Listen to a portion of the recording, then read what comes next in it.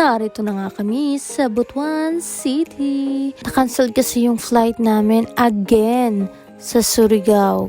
Napaka-hassle sa part namin kasi yung nakaraan is na-cancel yung flight. Ngayon naman, na-cancel ulit. So, grabe talaga. Kaya yun na nga, since sa Surigao na-cancelled, pinapili kami kung magpa-rebook ba daw kami or ipa-refund lang. So, nagpa-rebook na lang kami at Butuan yung napili namin. Bali, morning yung flight niya. Matagal pa kasi yung schedule sa Surigao at not sure kasi kami kung kailan magiging okay ang panahon kaya sa Butuan na lang. So pagkatapos namin magpa-nail polish, nag-order na lang ako agad ng pagkain para panghapunan namin. Dito na muna kami nagstay sa hotel somewhere in Butuan kasi next day pa yung flight namin. So bali stranded ang peg namin dito. Kinabukasan may binili kami sa labas saglit. At back to hotel, napagkatuan ko nga si mama dyan kasi matagal ko siyang napagbuksan ng pintuan. Naaurahan tuloy ako. So, fast forward tayo. Dumating na ngang araw na aming hinihintay. Nasa airport na kami niyan. Ipinagpasalamat ko talaga na hindi na-cancel ang flight namin. Thank you, Lord. Anyways, pumipila na kami dyan. Papasok sa liparan na aming pinakahihintay. Wow, lalim.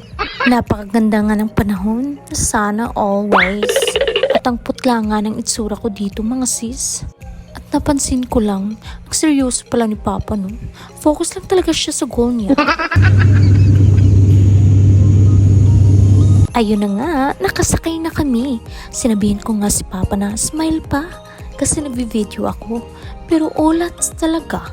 Well, si Mama naman game na game naman siya kahit anong trip. Wow! Anyways, ang ganda ng panahon, diba? Pero nung nakarating kami sa South or North ba yun sa Cebu, ay nakalimutan ko. Basta dun sa part na yun, medyo kinabahan ako kasi hindi okay ang panahon. Buti na lang na-overcome naman kaya naging maayos ang landing namin. Kahit na hindi magandang panahon sa Cebu, kere pa rin.